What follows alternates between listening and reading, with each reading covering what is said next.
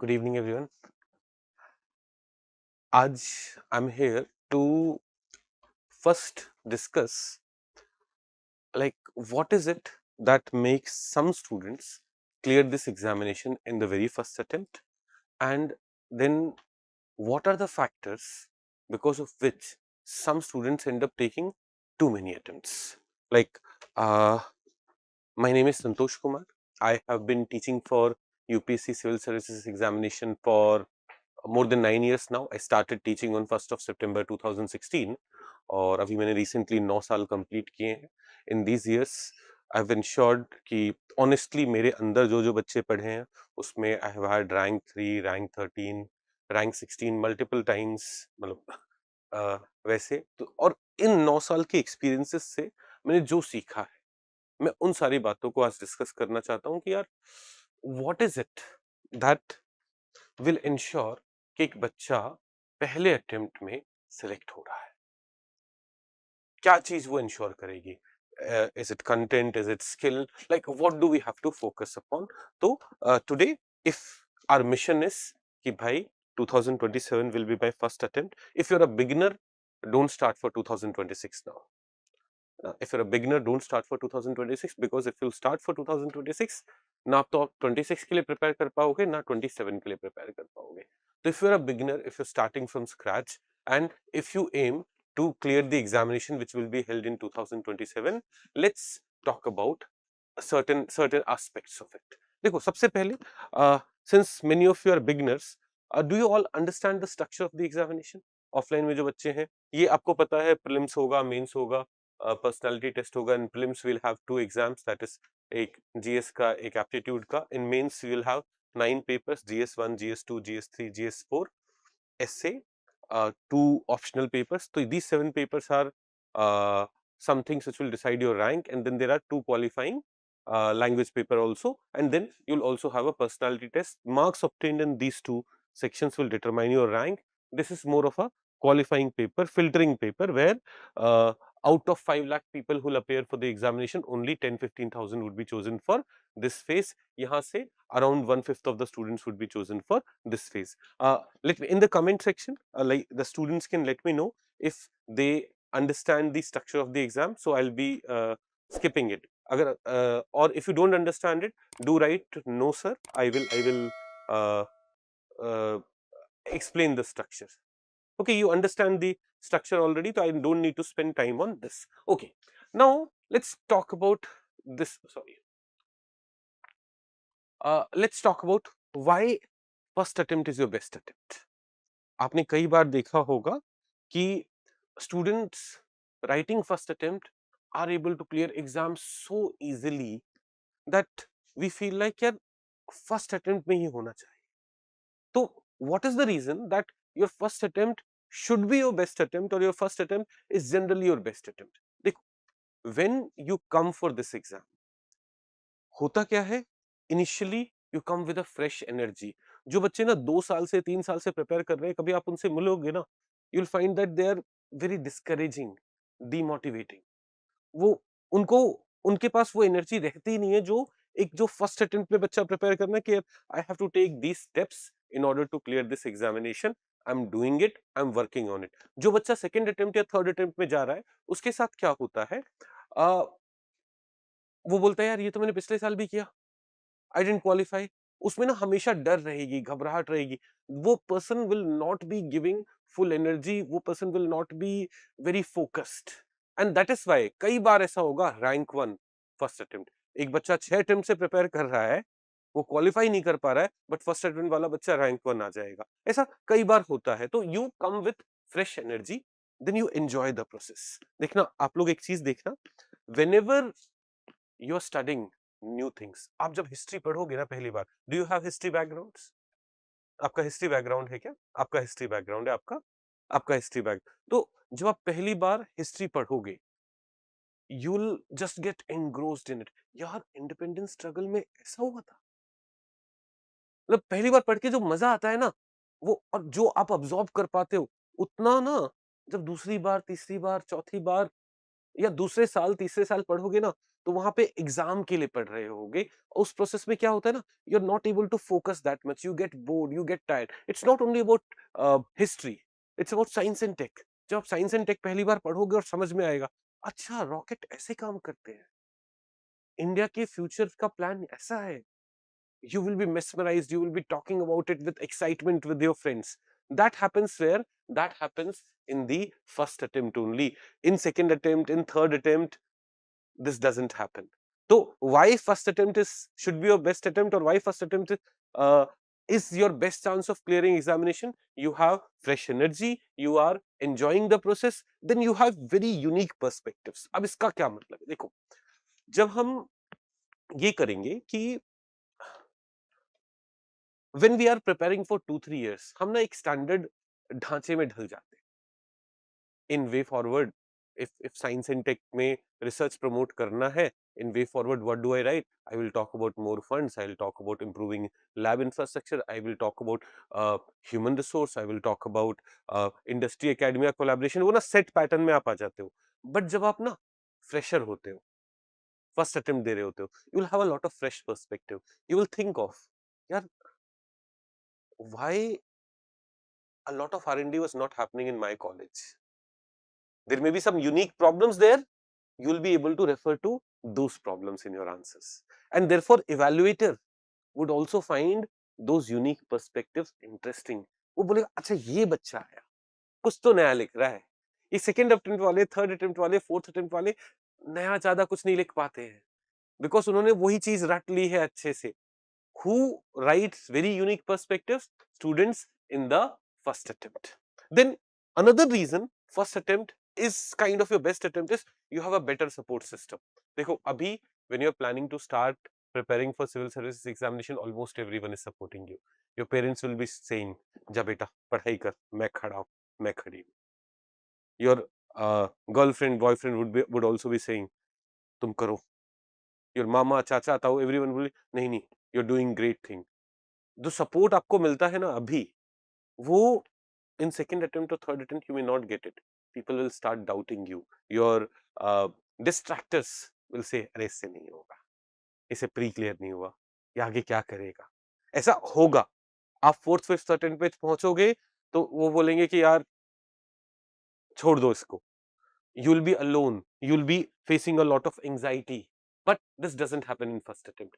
First attempt में you will get the best of the support. आपको ना दिल्ली में खाने की दिक्कत हो रही है, मम्मी बोलेगी बेटा मैं आ जाती हूँ, I'll live with you. You will not face anxiety, you will not face as much stress, and staying consistent will be easy because you will be enjoying the process. आपको मजा आ रहा होगा। और ना कंसिस्टेंट, हम कंसिस्टेंटली पढ़ाई 1.5 साल 2 साल के लिए कर सकते हैं। कंसिस्टेंटली जो बच्चा 7 साल से ओआरएन में बैठा हुआ है, 5 साल से ओआरएन में बैठा हुआ है, क्या वो कंसिस्टेंटली पढ़ रहा होगा? सोचो, कॉमन सेंस लगाओ। इसीलिए first attempt is your best attempt.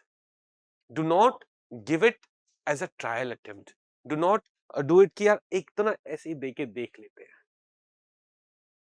एक तो क्या हो जाएगा, यार I have failed in first attempt, बस देखने के लिए आप दोगे तो यही होगा, I failed in first attempt. दूसरा, before exam you will study things superficially, so when you will study those things in depth you may not enjoy it that much.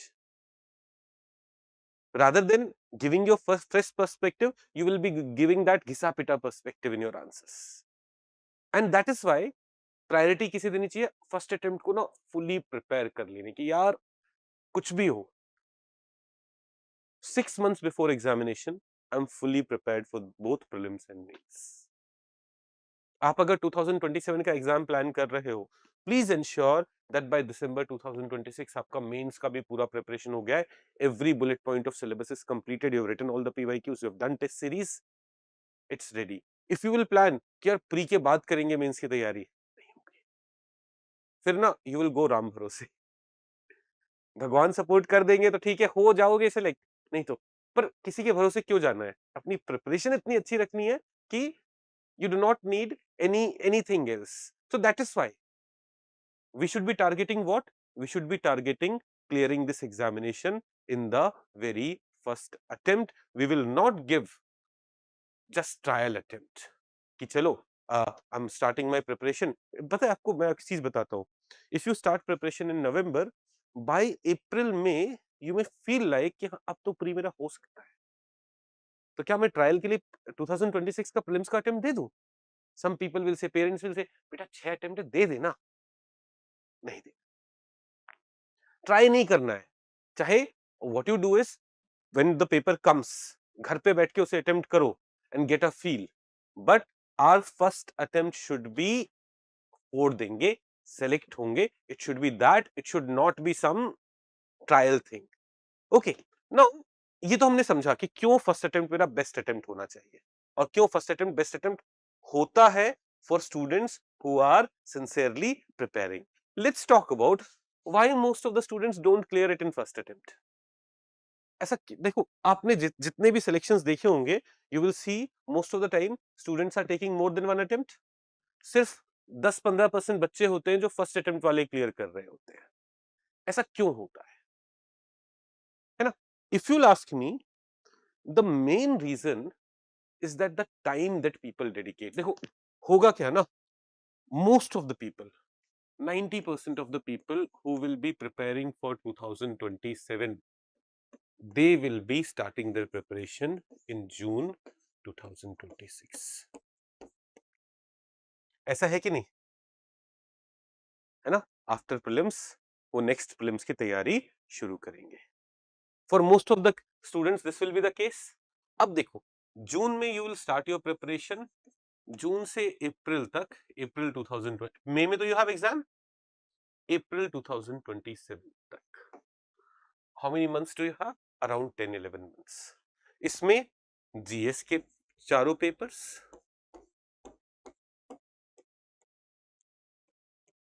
S A, optional के दोनों paper, CSAT, and if language is weak, language, doing all the PYQs, completing the entire syllabus, doing multiple revisions. ये सब कर पाना ना बहुत मुश्किल होता है। इसीलिए सम पीपल आर, जो ना थोड़ा कॉलेज से पहले से पढ़ते आ रहे हैं, they perhaps would be able to do it easily. Some people who have very good skills, जैसे मेरी मेरी एक स्टूडेंट थी प्रीति कुमारी, उसकी आंसर राइटिंग स्किल बहुत अच्छी थी। आई न्यू जिस दिन ये बच्ची मेंस लिखेगी उस दिन वो मेंस क्लियर कर लेगी, but that's not the case with everyone. मेरा एक और स्टूडेंट है Anmolam, he is an IFS officer right now. जब मैंने उसका पहला आंसर देखा था, तब मुझे लग गया था कि यार इसकी आंसर राइटिंग स्किल्स बहुत अच्छी है, और he was already writing editorials in newspapers, तो क्लियर करेगा। ऐसे बहुत सारे बच्चे आते हैं जो मैथमेटिक्स में बहुत अच्छे होते हैं, आईआईटीज में टॉप रैंकर्स होते हैं, and then they come and they score 350 316 maths, उनके चांसेस रहेंगे, तो they may clear it in these 10 months. But my point is, why risk it, why leave it on? मान लो मैं प्रिपरेशन शुरू कर रहा हूं, I don't have an idea about proper answer writing skills, I don't have an idea about proper MCQ solving skills, तो rather than saying कि I'm behind those students who are starting in June, let me be as good as those students, मैं preparation थोड़ा पहले चालू करूं। तो एक reason तो ये होता है why most of the students are not, चलो सिलेक्शन तो ऐसा ना कि सीट्स लिमिटेड है, but why most of the students are not even fully prepared for the examination in the first attempt. They're not fully prepared because 10 months is not enough time for full preparation. Coaching institutes will tell you, आ जाओ 10 months पहले, हम आपको पूरी तैयारी करा देंगे, and कुछ बच्चों की पूरी तैयारी हो भी जाएगी, but for most of the students that's not good enough time. अभी आपको लगेगा मैं उन बच्चों में से हूं जो 10 महीने में पूरी तैयारी कर लूंगा, बट नहीं होता ऐसा। You may be a IIT topper, you may be an AIMS topper, your answer writing skills may be shit, and you'll have to work a lot on it. That won't be possible in 10 months. No matter how bright you have been, there may be chances that you need more work. And so basically pehla reason why most of the students are not fully prepared for the examination in the first attempt is that they start late. This is not a 10 month, 11-month preparation. this exam for serious preparation would require at least 18 months. Simple सा फर्क है। आप BTech fourth year में हो, you plan to start the you want to write the exam of 2027 rather than starting in June 2026. Start right now. Start somewhere in November, December, so that you have 18 months and not 10-11 months for this examination. Otherwise, यहाँ पे क्या होगा? You'll have one GS class, you'll have one optional class. रोज 5 घंटे तो class होगी, आना जाना, फिर when will you revise? When will you read newspaper? When will you write PYQs? When you will practice answer? Do you understand this? तो पहला challenge क्या है? पहला चैलेंज है beginning late. Why most of the students are not fully prepared? Because they begin late. Second is improper guidance or lack of guidance. पता है, we have seen this. These days, YouTubers are more popular than teachers. कोई भी useless person social media account बना लिया है, फर्जी का ज्ञान दे रहा है, and our next generation, oh he has so many followers, let me follow that person. उसके एक आध दोस्त होंगे जो सिलेक्ट हो गए होंगे, उन्हें वो बुला लेगा अपने यूट्यूब चैनल पे और बोलेगा कि देखो मैंने इसको गाइड किया था। वो दोस्त पर्सनली अलग से बोल रहा है बाकी लोगों को, अरे बेकार वाहियात है इंसान, इससे दूर रहो। बट दोस्ती निभाने के लिए वो पब्लिकली आके क्या बोल देगा? हाँ, इससे गाइडेंस मिली है। We end up taking improper guidance. This also becomes a problem. कोई जब आपको बोलता है कि 2 महीने मेरे साथ रह जा, मैं तेरी आंसर राइटिंग एकदम जबरदस्त करा दूंगा, वो आपके साथ स्कैम कर रहा है। आंसर राइटिंग स्किल लर्न नहीं करी जाती, डेवलप करनी पड़ती है। You can learn new things in 1 month, in 2 months, but when you have to develop it, it will take its own time. आपको पूरे 1 साल काम करना होगा अपनी आंसर राइटिंग स्किल्स अच्छी करने के लिए, राइट? तो इम्प्रॉपर गाइडेंस और guidance from random people on YouTube, on Instagram, or guidance from reel makers, guidance from people who have become popular just because their reels have been popular, वो आपकी selection को negatively hamper करता है, and most of the time first attempters उनके ही influence में रहते हैं। This becomes a challenge. Third is focusing on too much ज्ञान and not on exam. Now इसका क्या मतलब है? इसका देखो मैं आपको बताता हूँ। आप जब हिस्ट्री पढ़ोगे ना पहली बार, मजा आएगा। मॉडर्न इंडिया पढ़ने में सबको बहुत मजा आएगा। आप इंडिया के फ्रीडम स्ट्रगल को जब पढ़ोगे, you will B so excited, you will be angry at some moments, you will be happy on the other occasions. जब फ्रीडम मिल रही होगी ना, अगर आप एंग्रोस्ड होके पढ़ रहे हो उस किताब को, आंखों में आंसू आ जाएंगे, ऐसा सिचुएशन रहेगा। आपको लगेगा कि you are participating in there, that's good. But then ना, कुछ लोग क्या करेंगे एक्साइटमेंट में, I need to read more about it, more than what is needed for the exam. They start doing a lot of research, they start going into unnecessary debates. देखो, you're not preparing history, you're not preparing science tech, you're not going to become constitutional expert कि constitution की मोटी मोटी किताबें उठा ली और वो पढ़नी है। You are preparing for the exam, your focus should be on the exam. यहां पे ना आप थ्री इडियट्स में जाओगे, you will have to focus on what Viru Sahastrabuddhe से, ज्ञान नहीं, एग्जाम। बिकॉज अगर ज्ञान के पीछे चलते चले गए, you will read so much of history and rest of the syllabus would be ignored. बहुत चीजें पढ़नी है, हिस्ट्री, ज्योग्राफी। आप पेपर वन में जाओगे, you will have history, you will have geography, you will have art and culture, you will have society. Paper two में जाओगे, you will have polity, you will have governance, you will have social justice, you will have IR. Paper three में जाओगे, economy, agriculture, infrastructure, science tech, environment, disaster management, internal security. पूरा ethics अलग है, इससे में कुछ भी पूछ लेते, प्रीलिम्स में तो पता नहीं कहाँ से क्या पूछ लेंगे। इतनी सारी चीजें पढ़ने को है, आप एक सब्जेक्ट उठा के उससे ज्यादा प्यार कर बैठे तो क्या होगा? आप पहले साल में तो प्रिपेयर्ड नहीं हो पाओगे। Are we understanding what I am trying to say? तो फोकसिंग ऑन टू मच ज्ञान can also be a challenge. Remaining exam centric, यार मेरे को 150 वर्ड के आंसर लिखने हैं, बैटल ऑफ प्लासी के कॉजेस में why am I studying 12 causes when the maximum that I have to write are 6-7 points? Why am I spending so much time on this? Why am I doing research on battle of Plassey? India के space program के future को बताना है। उसमें if you have 5-6 points ready, good enough, go ahead. आपको ISRO नहीं join करना है, you have to join UPSC civil services, and you have to join civil services of India, you'll have to join government of India, right? Another challenge is focusing only on content and not on skill. ये ना first year वाले बच्चे, first attempt वाले बच्चे बहुत करते हैं। Focusing only on content का मतलब क्या, देखो एक ना this one thing which is very important in civil services preparation, it is that generally ना एक ब्राइटर बच्चा प्रिपेयर करने की सोचता है, एक मोटिवेटेड बच्चा प्रिपेयर करने की सोचता है। देयर इज अ हवा about civil services examination in the country, it is a very difficult exam, and therefore most of the academically weak students सोचते भी नहीं है कि ये नहीं करेंगे भाई, पहले दूसरे एग्जाम कुछ कर लेते हैं फिर सोचेंगे।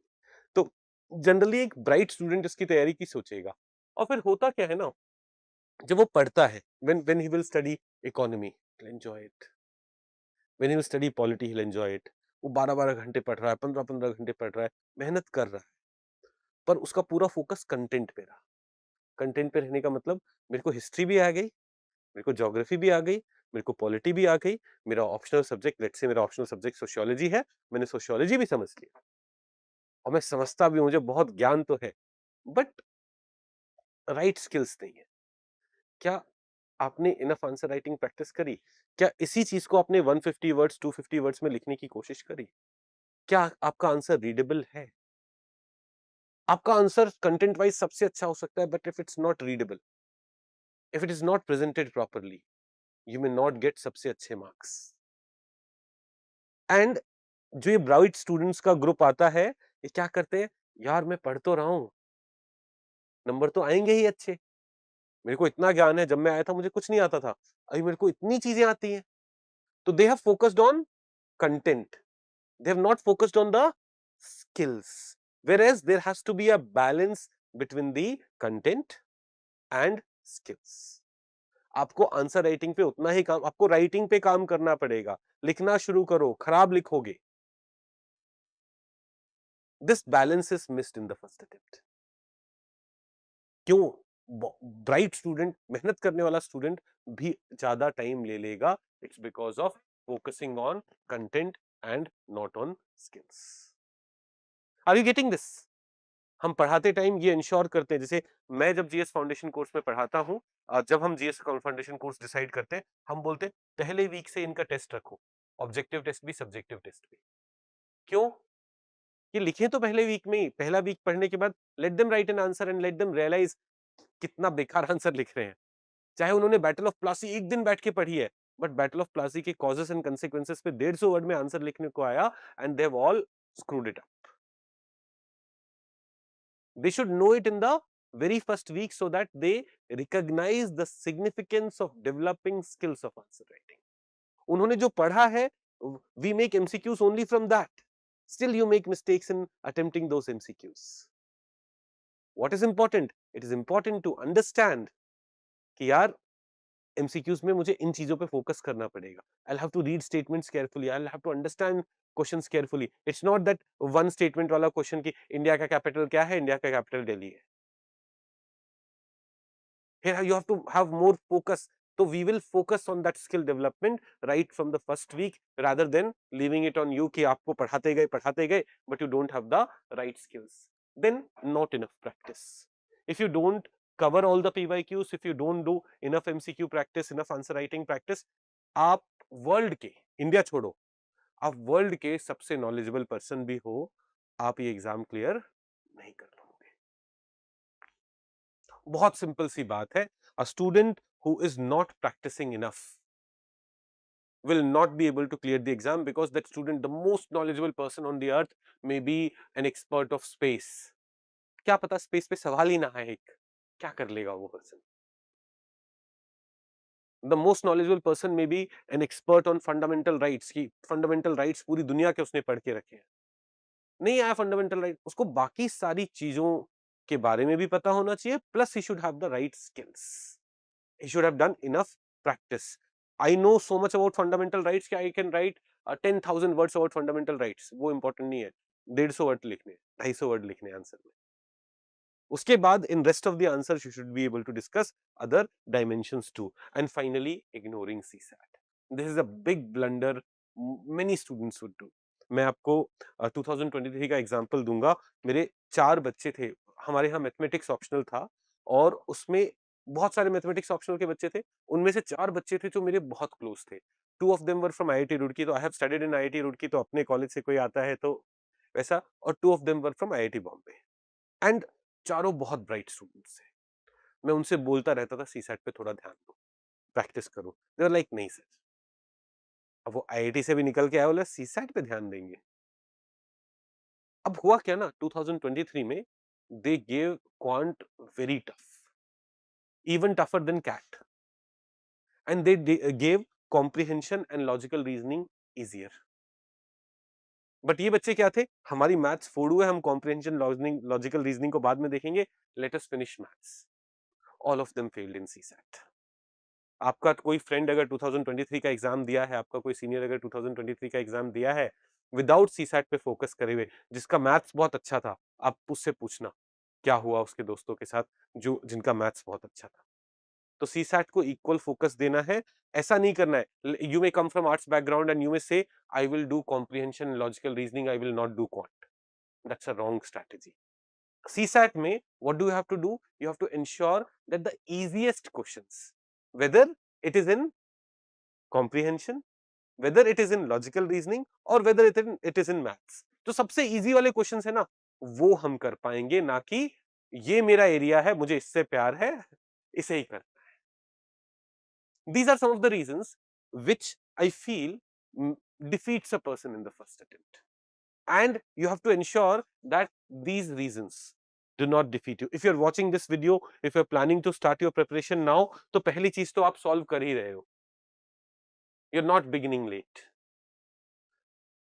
Find a good reputed institution. उनके ना बस फर्जी एडवर्टाइजमेंट पे मत जाओ, देखो उनके यहाँ से जेन्युइनली कितने बच्चे सेलेक्ट होते हैं। जब रिजल्ट्स पब्लिश हो रहे ना, देखो कितनों के नीचे उन्होंने लिखा हुआ है इंटरव्यू प्रोग्राम, इंटरव्यू प्रोग्राम, एक ये बहुत बड़ा स्कैम है। सिविल सर्विसेज इंडस्ट्री में एक बहुत बड़ा स्कैम है। सारे इंस्टीट्यूशंस क्या करते हैं, वो फ्री में इंटरव्यू लेते हैं सारे बच्चों के। तो सब बच्चे हर जगह जाके इंटरव्यू देते हैं और सिलेक्शन के बाद वो नाम छाप देते हैं 500 बच्चे सिलेक्टेड। अबे टोटल 1000 सिलेक्शन और 500 तुम्हारे यहाँ से, क्या बेवकूफ बना रहे हो? How many students wrote mains from your institution, tell me that. We had this year 2000 students writing mains. अभी जो मेंस हुआ है ना, हमारे 2000 बच्चों ने मेंस लिखा है। 2000 बच्चे मतलब इंटरव्यू या फ्री टेस्ट सीरीज वाले नहीं, या तो फाउंडेशन कोर्सेस वाले या मेंस कोर्सेस वाले। हमारे 200 प्लस सिलेक्शन होंगे कौन से वाले बच्चों के, फाउंडेशन वाले, मेंस वाले। ऐसे इंस्टीट्यूशंस को ढूंढो जहां से जेन्युइन सिलेक्शंस होते हैं, वहां से गाइड ढूंढो, ना कि some random YouTuber doing some random shit, bringing some toppers, कुछ पैसे दे दा के आ जाओ मेरे साथ कुछ बात कर लो, मेरे साथ पॉडकास्ट कर लो। जिनके पास ये सब करने का टाइम है, मेरे को पता है, जब मेरी टीम ने मुझे बोला है कि सर आपको ये लेना है, वो मुझे पिछले 2 महीने से रिमाइंड कर रहे हैं कि सर आपको ये वाला पॉडकास्ट, ये वाला वेबिनार लेना है। मेरे पास समय नहीं है ये सब करने का। किसी भी अच्छे टीचर के पास इतने सारे बच्चे हैं, इतने सारे बच्चों को गाइड करना है, they don't have time to do podcasts. जितने लोग बैठ के पॉडकास्ट कर रहे हैं सब दिल्ली है, वो आपकी पढ़ाई पे ध्यान नहीं दे। तो फाइंड अ सीनियर जो सिलेक्टेड हो, जिसने इस एग्जाम को सीरियसली लिया हो, उससे गाइडेंस लो, उससे बोलो कि कौन से इंस्टीट्यूशन में जाना चाहिए, rather than these ads, these reels. जो सिविल सर्विसेज इंडस्ट्री में सबसे पॉपुलर टीचर है इंडस्ट्री में, उनके ऊपर अभी कंज्यूमर कोर्ट ने फाइन लगाया है। उन्होंने क्लेम किया 200 प्लस सिलेक्शन है, 170 सिलेक्शन खाली इंटरव्यू वाले थे, फाउंडेशन से सिर्फ 4 सिलेक्शन थे। उन्होंने खुद ये नंबर दिए हैं, पीआईबी के न्यूज में ये नंबर आया है। तो वायरल वीडियोस देख के नहीं जाना है, कैसे जाना है, with proper research, proper analysis, है ना। तो if you're big, if you're starting now, you're not beginning late, get a proper guide, focus on exam rather than बहुत सारा ज्ञान बटोर लेना है, हर सब्जेक्ट की 10 किताबें। You will see, civil services aspirants के रूम में चले जाओगे ना, जो आप देख के बता दोगे सही डायरेक्शन में जा रहा है कि नहीं। जिसके रूम में हिस्ट्री की 10 किताबें हैं, पॉलिटी की 10 किताबें हैं, ज्योग्राफी, उसका सिलेक्शन नहीं होना है। जिसके रूम में एक किताब है और वो किताब उसने घिस दी है अच्छे से, 10 बार रिवाइज कर लिया है, उसका सिलेक्शन। अभी करते हैं इस पे बातें और करते हैं। तो I hope we understand why first attempt is my best attempt. मेरे को उसमें ही करना है। And what are the things that I have to avoid in order to ensure that I am clearing this examination in the very first attempt. Okay, now generally क्या order रहना चाहिए? आपको कैसे पढ़ाई करनी है? अभी से till August 2027. You'll have prelims in May 2027 and mains in August 2027. What should be the overall structure? Any doubts so far? Please let me know, and we will uh, uh, look into that. जैसे एक बच्चे ने पूछा sir one doubt for UPSC exam how to select language like Hindi English और मराठी। बेटा एक तो English रहेगा।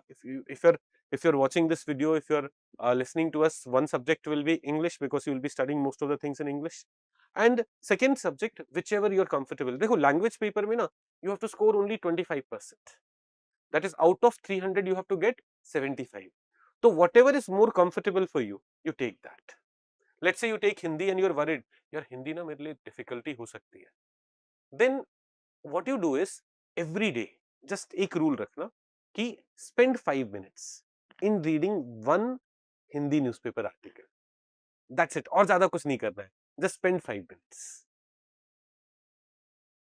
या फिर 5 मिनट के लिए किसी हिंदी न्यूज वाले को सुन लो जो who is using Hindi words। in the same way if you're taking Marathi and you're worried Marathi may not be a good optional a good thing for me because I haven't written Marathi or I'm not using pure Marathi anywhere। so what you do is start spending just 5 minutes। Marathi का कोई भी एक website होगा जहां पे news आती होगी, एक आर्टिकल बस 5 मिनट में रोज पढ़। कुछ अलग से नोट्स नहीं बनाने, कुछ नहीं करने, बस ये करना शुरू कर दो। और अगर ऐसा है कि language paper is a trouble for you, what you do is 10th का ग्रामर का book of that language. Let's say you are taking Hindi, तो हिंदी व्याकरण का 10th का किताब है ना, take it. There you will have synonyms antonyms वाला सेक्शन भी, देयर यू विल हैव पर्यायवाची, there you will have I do not know all those Hindi terms, I'm sorry for that, but you'll have all that। 15 महीने में वो एक छोटी सी grammar की किताब करनी होगी, आराम से करी जा सकती है, and you will very very very very easily be able to get 25% marks। don't worry about it। okay,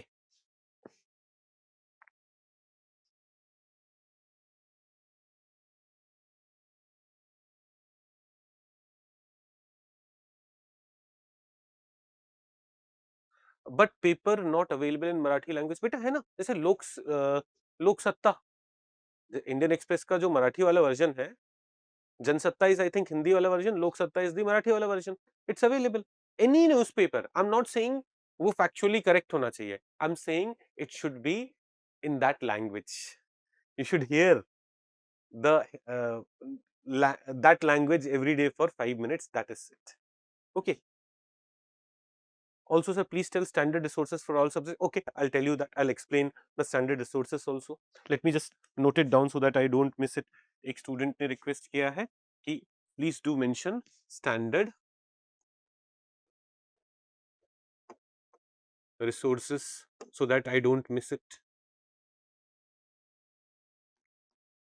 okay, sir can you provide notes in Hindi medium in your foundation program? Please provide if possible। beta I'll not be dishonest with you, we do not deal with Hindi medium students, we prepare students only for English medium, and for now we won't be providing you Hindi medium notes। many institutions have started doing it, but what they are doing is they are using AI tools to just convert their English medium notes into Hindi medium, and that's not the right approach, and we don't want to do that। when we will launch for it for Hindi, we are not launching it for Hindi this time। when we will launch it for Hindi, we should have a well established expert team in Hindi, only then we'll do it। right now we don't have it, we have the best team for English medium students. I can vouch for that. I can very strongly back that, but that's not the case with Hindi medium. So we won't, just for the sake of earning money, we won't just launch any program. Okay. Timeline पे बात करते हैं. How to choose optional.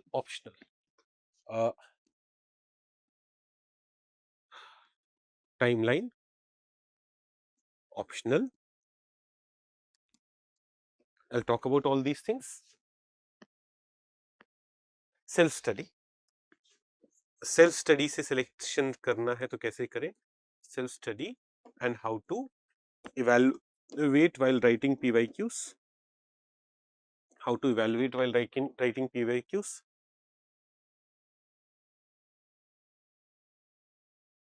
So from where to get guidance, ठीक है? How to integrate newspaper, I'll talk about it. बेटा history optional के लिए ना I'll give you the best resource. आप हिस्ट्री ऑप्शनल फॉर यूपीएससी करके यूट्यूब चैनल है, वहां निखिल सर, विशाल सर ने पूरी 180 लेक्चर्स डाल दिए हैं. वो 180 लेक्चर्स फ्री में अवेलेबल है, वो देखो. You don't have to do anything else. And एक उनका ना संडे लाइव प्रोग्राम होता है. संडे लाइव प्रोग्राम में वो हर संडे आपसे मिलते हैं, कुछ आंसर्स लिखवाते हैं. उससे क्या होता है ना कि you remain in touch with teacher, you ask the doubts that you are. तो वही टीचर्स जिन्होंने अपने सारे वीडियोस यूट्यूब पे डाल दिए हैं, उन्हीं का संडे लाइव प्रोग्राम है. You can do that and it will take care of your problems. And Sunday live program is not very expensive. वो 8-10 हजार रुपए का है. पूरे एक साल हर संडे को you'll be meeting teacher live और offline and you'll be discussing it. But other than that, you don't need it. Sir, I took admission just now, waiting for to attend class. Yes, तो classes तो 24th से शुरू होंगी ना. हाँ, I'll tell standard resource. Consistent. मैं सबकी बात करता हूँ. Sir, I'm working professional. My office timings are 8:30 AM to 2. तो लिखा नहीं आपने. Okay, I'll take these questions. Guys, let's not put more questions here. अभी करते हैं. सर करणदीप सर का संडे लाइव प्रोग्राम भी होता है क्या? नहीं. करणदीप सर के एंथ्रोपोलॉजी के हमने सारे वीडियोस यूट्यूब पे नहीं डाले ना. तो एंथ्रोपोलॉजी का प्रॉपर फाउंडेशन प्रोग्राम होता है और उसमें we do all the answer writing and everything. Sunday live program history के लिए खाली क्यों? क्योंकि हिस्ट्री के सारे वीडियोस हमने यूट्यूब पे डाले. बिकॉज निखिल सर ने बोला सर मैं यही चीज दोबारा नहीं पढ़ा रहा, है ना. Why do I teach the same thing again? हमने कहा नहीं पढ़ रहे तो यूट्यूब पे डाल देते हैं वीडियो, बच्चों को तो पढ़ना है ना. उन्होंने बोला हाँ, हमने सब कुछ यूट्यूब पे डाल दिया. Is focus more on mains के बच्चों पे, उनकी आंसर राइटिंग को इंप्रूव करा रहे हैं वो सब, ताकि they are getting selected rather than just attending lots of classes. Okay, चलिए. तो आई होप ये कुछ प्रॉब्लम्स है, will discuss that. But let's go back to our plan. तो why most students don't clear exam in first attempt. Now what should be the time अगर हमें prepare करना है किसके लिए? If we want to prepare for 2027, what should be the rough timeline? Let's talk about it. देखो, we should have our preparation in 5 phases. 5 targets रखने हैं. इसमें first thing, right now don't start with your optional. Start with your GS and focus on the fundamental areas: history, geography, polity, economy. कोशिश करो अगले 4-5 महीने में these are the 4 subjects that you are able to finish. When you reach April, May, उस time आप parallelly जैसे start optional from April 2026, आपको parallelly optional भी शुरू करना है. अप्रैल, मई, जून, जुलाई, अगस्त, सितंबर 6 महीने क्लासेस होती हैं, 2-3 महीने रिवीजन भी. दिसंबर से पहले आपको अपना ऑप्शनल भी पूरा कर लेना है. And once you are done with history, geography, polity, economy, you start with other subjects: governance, social justice, IR, internal security, science, environment, वो सब भी करना है पहले फाउंडेशन फेज में. That is by in next 10 months, नवंबर 2025 से अगस्त 2025 में एक बार आप पूरा सिलेबस कंप्लीट करिए. पीवाईक्यू सारे कंप्लीट करिए. Don't worry about writing a lot of other tests if you're not completing PYQs. You should be able to complete all PYQs for prelims. उससे ना आपको समझ में आएगा, is my foundation preparation enough? If I'm not able to attempt all the PYQs for a particular subject, means in that area my preparation is not enough. ऐसे ही complete PYQs for mains, practice regularly, Start reading newspapers. Don't start making notes in November 2027 और November 2025. देखो notes पता है कब बनाने हैं? जब किसी भी सब्जेक्ट का बेसिक प्रिपरेशन हो गया है। एक बहुत बड़ा मिस्टेक जो बच्चा करता है वो ये है someone will tell you you have to start making notes from day one. अब उसने बोल तो दिया आपको, पर ना उसने ये नहीं बताया कि भाई उसका डे वन वाज उसने कॉलेज में भी 2 साल तैयारी करी थी। अब आपने जब प्रिपरेशन शुरू किया, let's say what's your name? आपका नाम क्या है? निखिल। तो निखिल आपका ऑप्शनल क्या है? सोशियो। निखिल का ऑप्शनल सोशियो है और निखिल का ग्रेजुएशन किसमें है? निखिल का ग्रेजुएशन इंग्लिश ऑनर्स में है। अब ये प्रिपरेशन के फर्स्ट डे बैठ के इकोनॉमी की न्यूज़ पढ़ रहा है, उससे नोट्स बना रहा है। इसे इकोनॉमी की न्यूज़ में कुछ भी समझ में आ रहा है? नहीं। क्या इसे ये समझ है कि इसमें से क्या लिखना है, क्या नहीं लिखना? नहीं। What he ends up doing is उसको कुछ भी नहीं आता, उसे लगता है सभी इंपॉर्टेंट है इसलिए मुझे नहीं आता। He ends up noting down everything, most of it is not needed. ये आपके साथ पॉलिटी में भी होगा, ये आपके साथ साइंस में भी होगा, ये आपके साथ एनवायरनमेंट में। तो don't start making notes from day one. Notes कब बनाने? अब समझो। Suppose in November you are starting your preparation for polity. आप नवंबर 25 से पॉलिटी की प्रिपरेशन करते हो and let's say in 40 days by 5th of January you complete your polity. आपने एक स्टैंडर्ड बुक भी कर ली, आपने क्लासेस भी कर ली, आपने प्रीलिम्स के पीवाईक्यू भी किए, आपने मेंस के पीवाईक्यू भी किए, इतना पोर्शन आपने कर लिया। You keep reading newspaper every day, but जब ये 40 डेज कंप्लीट हो जाए ना, after that, only after that, आपके न्यूज में कुछ पॉलिटी रिलेटेड चीजें आ रही हैं, then include it in your notes, because by this time you will have your base material ready. You will understand what is important for the exam, what is not important for the exam. But अभी भी you don't have to start making notes on economy current affairs, science current affairs, environment current affairs. जैसे जैसे वो subject complete होते जाते हैं ना उनका न्यूज़पेपर से करंट अफेयर्स के नोट्स निकाल के अपने नोट्स में डालना शुरू करो, अदरवाइज नहीं.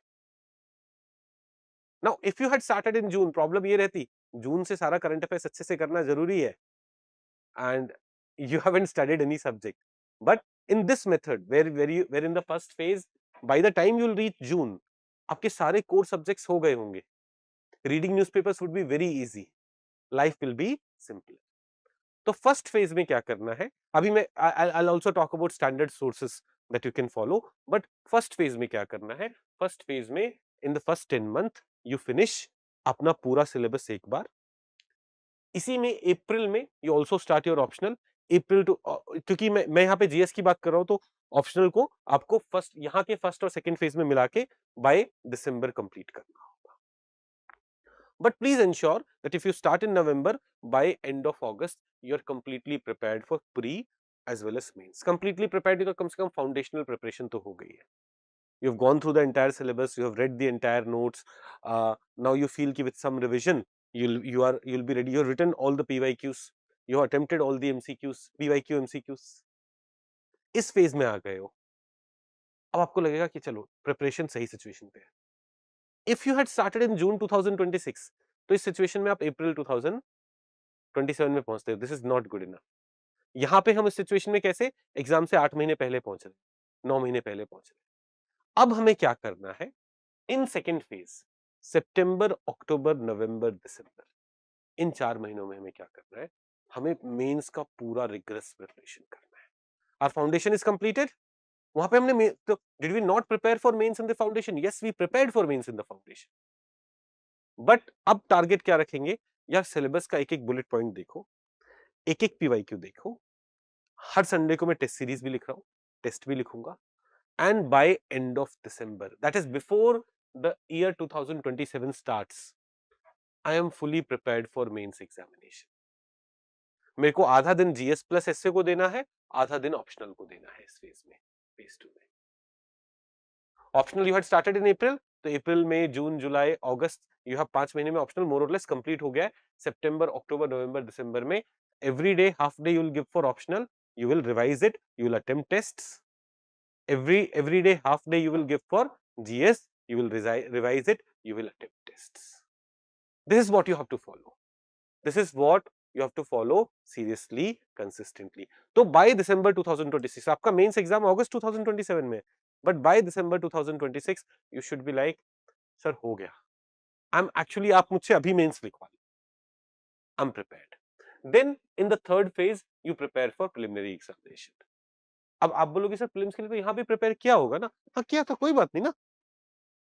Let us be in a situation कि there cannot be any loophole in my preparation. Revise everything for prelims again, do all the PYQs again, attempt a lot of tests. By March you should feel like अब मैं prelims के लिए भी ready हूँ. अप्रैल मई में कुछ नहीं करना है, रिवीजन करते रहना है, एंड जितने भी इंस्टीट्यूशन के ओपन मॉक टेस्ट्स होंगे सब में जा जाके देना है.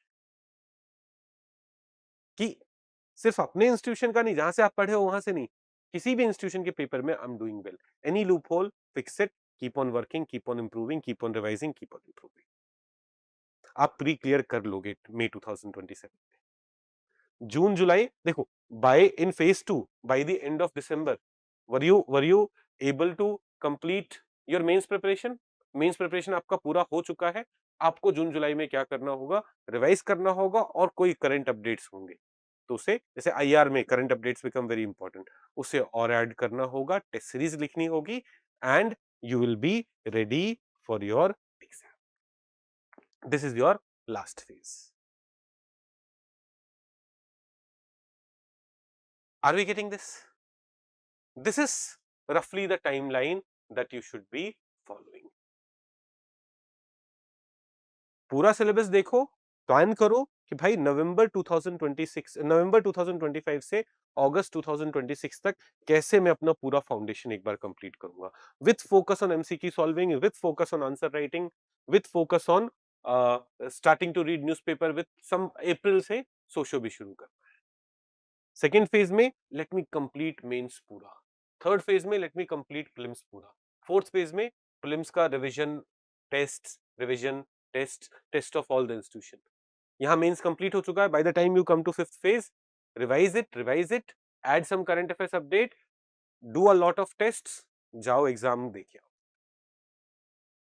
This is the only way to ensure कि आप फर्स्ट अटेम्प्ट में एग्जाम क्लियर करोगे. हम बोलते हैं ना, you should be ready before December for mains. If you start in June 2026 you will this mains, दिसंबर तक मेंस तो क्या कुछ भी रेडी नहीं होगा. तो रफली this is the timeline that you should be following.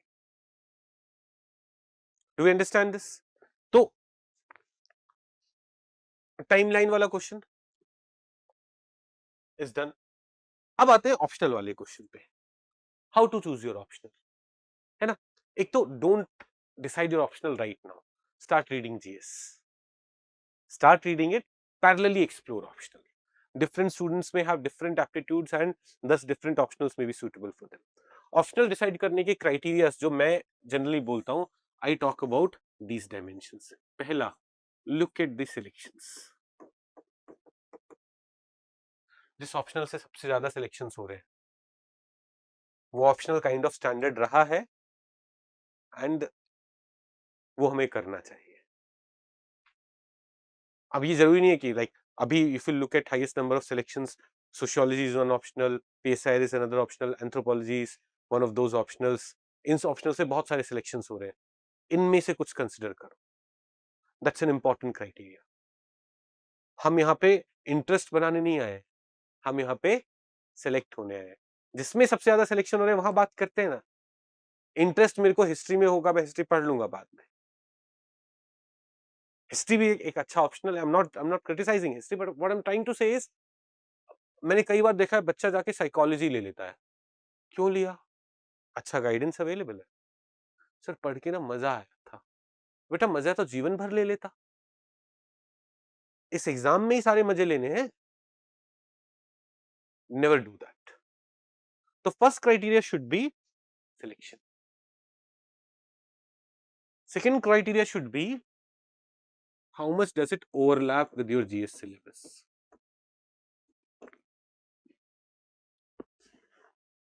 जैसे अगर आप हिस्ट्री लेते हो, modern India is part of your GS syllabus, ancient art and culture is part of your GS syllabus, world history is part of your GS syllabus, आपको GS में बहुत help करेगा।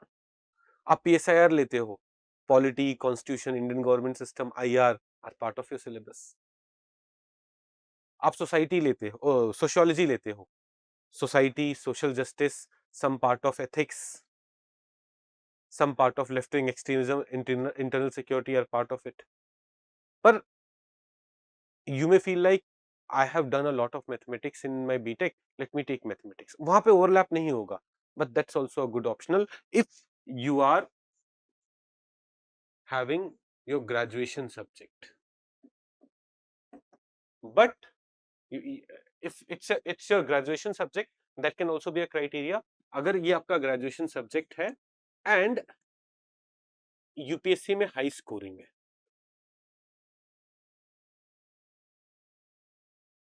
you can also consider this. क्योंकि आपने graduation में पढ़ा है। अब ऐसा हो सकता है you may have done graduation in sociology only, you may have done graduation in anthropology only, you may have and those have overlap also, और ये वाला क्राइटेरिया भी सेटिस्फाई हो रहा है। But this particularly fits for mathematics. अगर आपने बहुत सारा मैथमेटिक्स पढ़ा है कॉलेज में and most of the syllabus of mathematics is already done, mathematics is also a high scoring subject, prefer that. Electrical engineering, mechanical engineering, civil engineering, ये सब आपने ग्रेजुएशन भी किया है ना इसमें, मतलब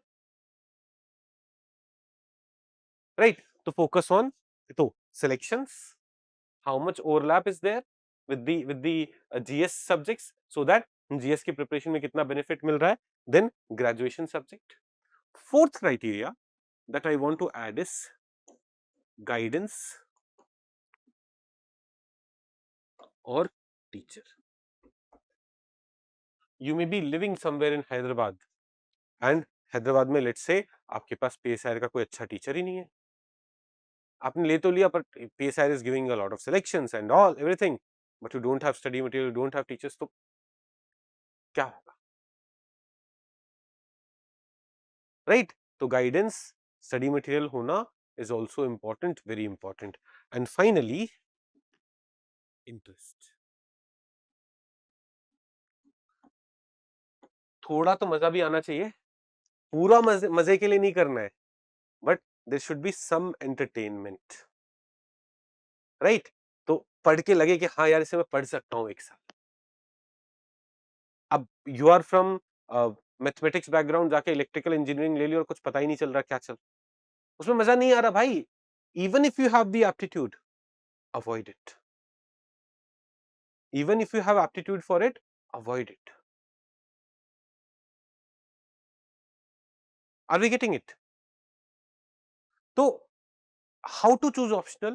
These are my 5 parameters on the basis of which we decide which optional to choose. Now, some students are asking, is economics a good subject for optional? I will say no. क्यों? क्योंकि ना मेरे बहुत सारे बच्चे रहे हैं जो इकोनॉमिक्स ऑप्शनल वाले रहे हैं and they have suffered a lot.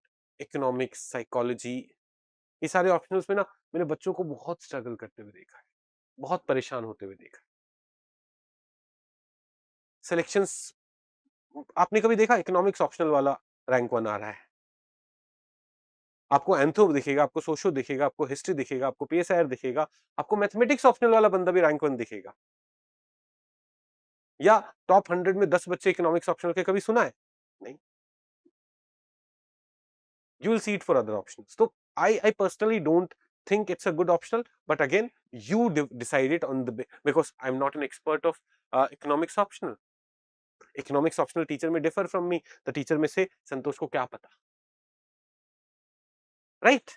तो you decide it on the on these criterias. देखो सिलेक्शंस कितने हो रहे हैं इकोनॉमिक्स ऑप्शनल से 2023 में, 24 में, 25 में, in the total number of selections that have taken place, how many were from economics? And you can decide it. What about geography? Geography is a good option. Geography एक अच्छा optional है।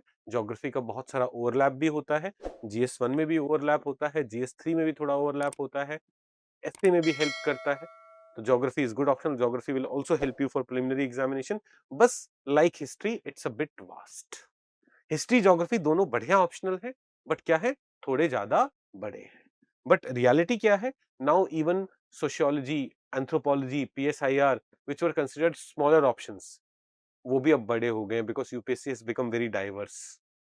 उनमें भी जैसे इन द पास्ट, आज से 6 महीने 6 साल पहले जाओगे तो an anthropology optional teacher, the most famous anthropology optional teacher used to take 70 classes, 80 classes for anthropology. अभी Karan sir, he is the best and most popular anthropology teacher in the country right now. Karan sir takes around 140 150 classes. समझ रहे हो? तो अब कोई optional बहुत बड़ा छोटा वाला डिफरेंस नहीं रहा है। तो पहले ज्योग्राफी हिस्ट्री के साथ ये लिमिटेशन था कि ओवरलैप नहीं होता था। हिस्ट्री में थोड़े सिलेक्शंस कम है when compared to geography, sociology, PSIR, anthropology, but it's also a good optional with a lot of overlap, interesting, मजा आएगा पढ़ने में। Is history really bad as an option? No no no, not at all. और syllabus भी बहुत नहीं है बेटा। देखो हमें ऐसा लग रहा है स्टूडेंट रोड सिलेबस ज्यादा है, बट रियलिटी क्या है? एंथ्रोपोलॉजी में भी you are taking 150 160 classes, history में you have 180 classes. Right guidance मिल पाना मुश्किल होता है। हिस्ट्री इतना बड़ा है ना, कोई एक टीचर बहुत अच्छे से कर नहीं पाता, इसीलिए हमारे पास हिस्ट्री के हमेशा 2 टीचर रहे थे ऑप्शनल में।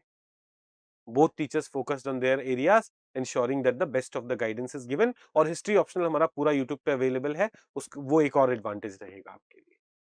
Okay, public ad, yes public ad is reviving again. 2013 से पहले पब्लिक एड वाज, पर 2012 से पहले public ad was the most popular optional. जब 2 ऑप्शनल हुआ करते थे, तो बच्चा एक पब्लिक एड तो ले ही लेता था, बोलता था मुझे पब्लिक एडमिनिस्ट्रेशन में तो जाना है, मुझे आईएएस तो बनना है। बट 2012-13 के बाद थोड़ा-सा उसमें मार्क्स कम आने लगे, तो people moved away from it, but in recent years it has revived again and it is useful for your GS paper too, and there's an overlap also. It is useful for your essay. It is to some extent useful for your ethics paper also, and thus is a good optional. Gaurav Agrawal from economics optional rank 1, yes, but when? 2014, and one exception. और पता है, I think जब वो rank 1 आए थे तो ही change to history optional, ऐसा नहीं था क्या? एक बार वेरीफाई करना, है ना? He was rank 1 way back in 2013। He was rank 1 way back in 2013। Did he change his optional और नॉट? मेरे को एक बार वो वेरीफाई करना पड़ेगा। और उसके बाद ज्यादा कुछ हुआ नहीं। Okay, even in Anthro there are no direct questions as before 2020, but now they are asking two analytical questions. नहीं, they're asking analytical questions, that's true, but those were direct questions. जैसे आप अगर एंथ्रोपोलॉजी क्रैश कोर्स में होते, अभी जो करण sir ने लिया था प्री और मेंस के बीच में, he had discussed many of those dimensions which were asked। और पता है, पेपर अच्छा है, डिफिकल्ट है, इजी है, is not decided by paper कितना डिफिकल्ट था। अरे पेपर कितना भी डिफिकल्ट हो, मार्क्स अच्छे आ रहे हैं तो क्या फर्क पड़ता है? If there are many students who are getting 290, 280, 270, it indicates that उसमें मार्क्स लाए जा सकते हैं।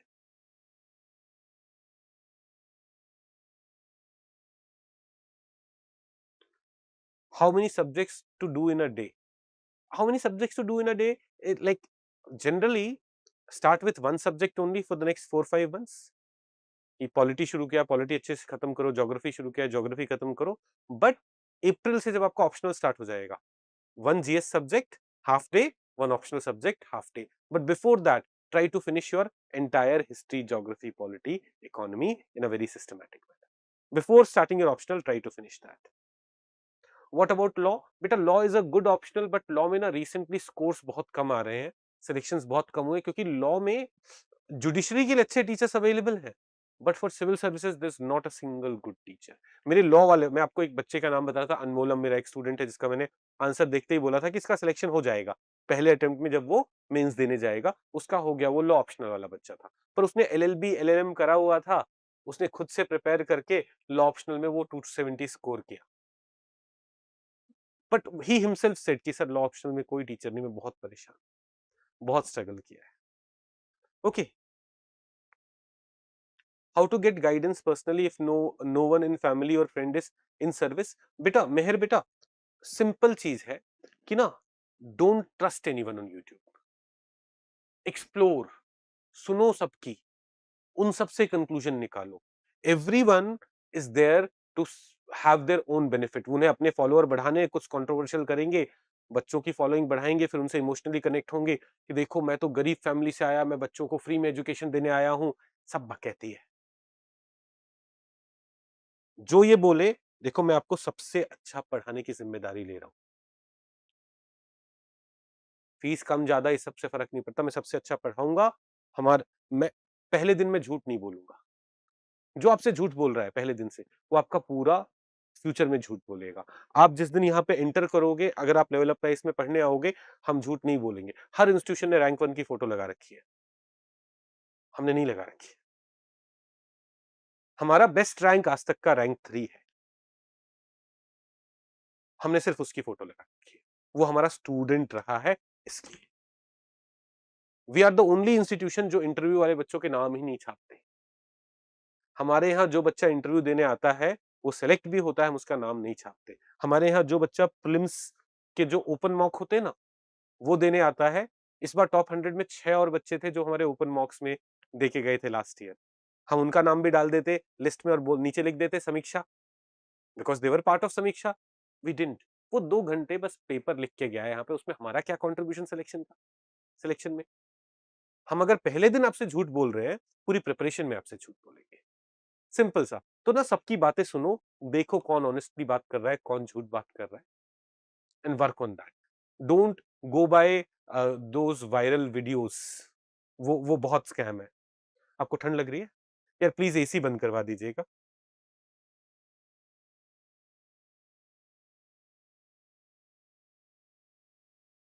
Sir my optional is history, can I skip the portion GS portion of history?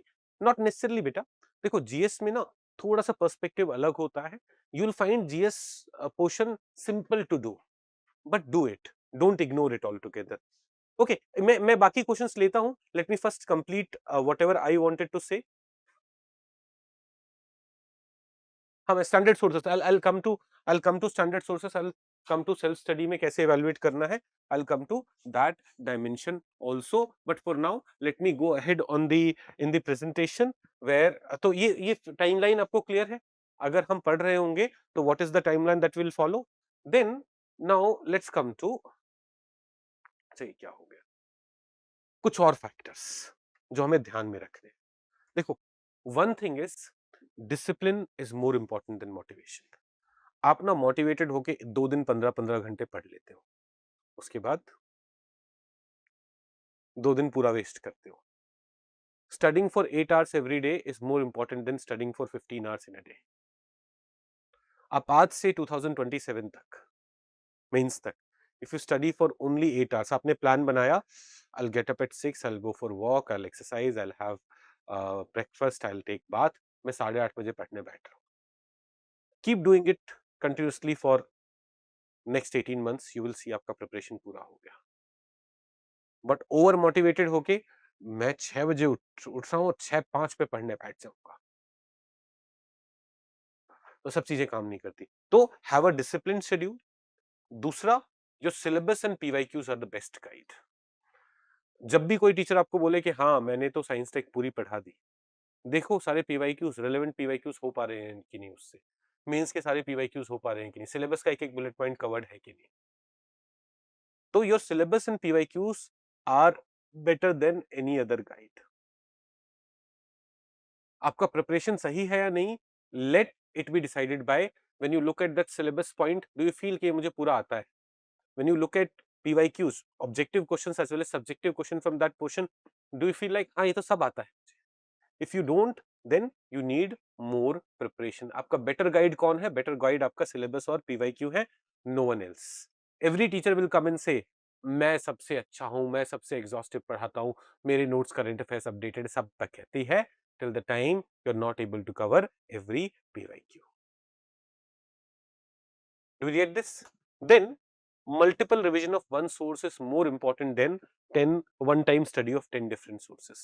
10 book of history is not needed, one book. Abhi we'll talk ki what are the standard sources that you can use, we'll talk about it, but one source is more important. One source का बार बार पढ़ना, उससे framework निकालना, उससे अपने answers prepare करना is more important than studying 10 different books. ये ना बहुत मिस इन्फॉर्मेशन है दुनिया में। इंडिया में यूपीएससी का इतना क्रेज है, जिसको यूपीएससी का कुछ कुछ भी नहीं पता वो भी बोल देगा तुम्हें पता है 16 घंटे पढ़ते हैं बच्चे यूपीएससी क्रैक करने के लिए, तुम्हें पता है उन्हें न्यूज़पेपर में कहीं भी हाथ रख दो उन्हें सब पता होता है। सब कहती है इन सब में मत पढ़ो, बहुत लिमिटेड पढ़ाई करनी होती है, बहुत अच्छे से पढ़ाई करनी होती है, स्ट्रैटेजिकली करनी होती है। 16 घंटे बैठ के 16 घंटे कोई नहीं पढ़ सकता। पता नहीं कौन ऐसा बोलता है कि 16, जो पॉलिटिशियंस भी बोलते हैं कि मैं 16 घंटे काम कर रहा हूँ, 20 घंटे काम कर रहा हूँ, 4 घंटे सो रहा हूँ, बेवकूफ बना रहे हैं सारे के साथ। अगर कर रहे हो ऐसा तो आप इनएफिशिएंटली काम कर रहे हो, 6-8 घंटे सो लो, फिर करो काम, देश का ज्यादा भला होगा। Don't fall for all this. आपको 8 से 10 घंटे पढ़ना होगा, वो आपको करना पड़ेगा consistently. Don't have a 16 hour plan. Okay, then staying healthy is more important than nights out for studies. ऐसे कई कुछ लोग नाइट आउट्स भी लिख सकते हैं, but the correct grammar is nights out. जो आप रात भर जग रहे हो पढ़ाई के लिए नहीं। स्टे हेल्दी, रोज आधे घंटे 45 मिनट्स एक्सरसाइज करो, अच्छा खाना खाओ, हेल्दी खाना खाओ। आपने जो शेड्यूल बनाया है कि 2 hours for this time, 2 hours at this time, 2 hours at this time, 2 hours at this time, 2 hours of classes. This is what I'll be following. Just stick to that, follow that. Don't run behind many things at one go. Simple rule रखना है, right? And finally, consistency is more important than long hours of study. Consistency क्या? अगर मैं रोज 8 घंटे पढ़ने का plan बनाया है, I am sticking to that 8 hour plan, no matter what, मैं इसे ब्रेक नहीं होने दूंगा। It is more important than, I think this is what I started with, कि rather than studying for 15 hours a day, नहीं,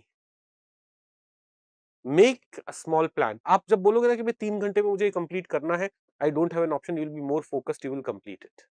उन 3 घंटों में फिर आप हिलोगे नहीं।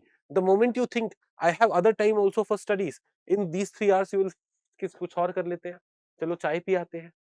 नहीं, when you make a schedule, stick to that schedule no matter what. In fact, the GS Foundation program that we are launching at Level Up IAS from 24th November, उसमें भी ना we are focusing on these dimensions only. अगर मैंने आपको जो problems बताई हैं, we are trying to solve those problems only. अब मैं बहुत डिटेल में नहीं जाऊंगा, but I'll roughly tell you कि what are the things that we are doing, and I'll give you a brief idea about the teachers out there. कैसे जाएगा?